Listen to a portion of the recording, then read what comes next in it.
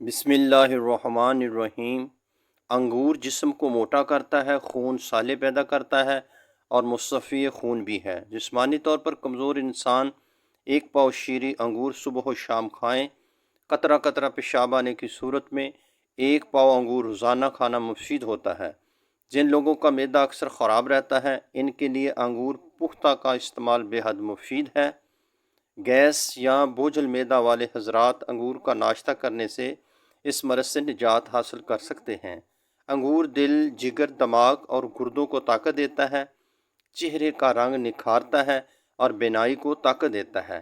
مردانہ کمزوری کو دور کرنے کے لیے ایک ہفتہ تک ہر روز 1 گھنٹہ کے 60 منٹوں میں ایک دانہ انگور فی منٹ روز کھانے سے بے حد فائدہ ہوتا ہے۔